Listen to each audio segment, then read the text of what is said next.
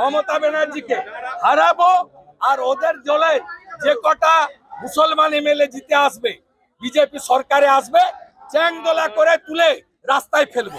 মারতে আসেন তো ওনাকে কি আমি রসগোল্লা খাওয়াবো নাকি? পশ্চিমবঙ্গের রাজনীতি যেন এক রণক্ষেত্র। বিজেপি বনাম তৃণমূল। রাজ্যের বিধানসভা নির্বাচনের আগে আবারও তীব্র বাকযুদ্ধ। বিরোধী দলনেতা শুভেন্দু অধিকারীর চ্যাংদোলা মন্তব্য ঘিরে শুরু হয়েছে প্রবল বিতর্ক। আর এর পাল্টা জবাবে হুঁশিয়ারি দিলেন তৃণমূল বিধায়ক হুমায়ুন কবির।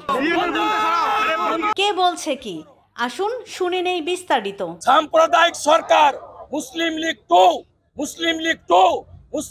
টু উপড়ে ফেলবে বাংলার হিন্দু জনতা। পড়া না, বেপরোয়া, অসাংবিধানিক, অধ্যত্ত এই কাজ কেজরিওয়াল করেছিল।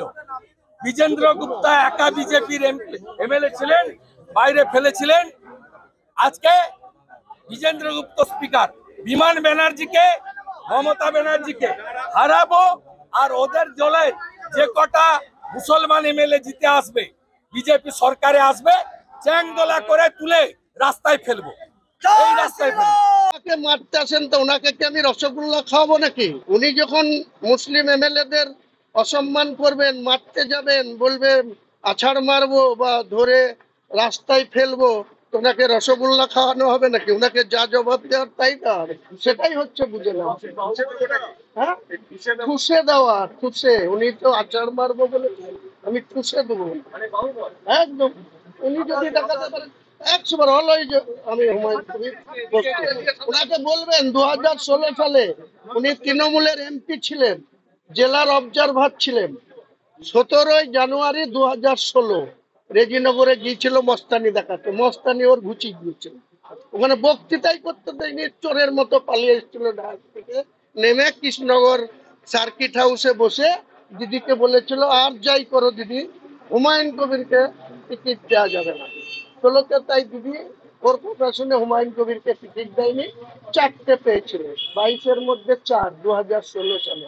আর 21-এ হুমায়ুন কবিরকে আবার টিকিট দিয়েছে, 22-এর মধ্যে 20।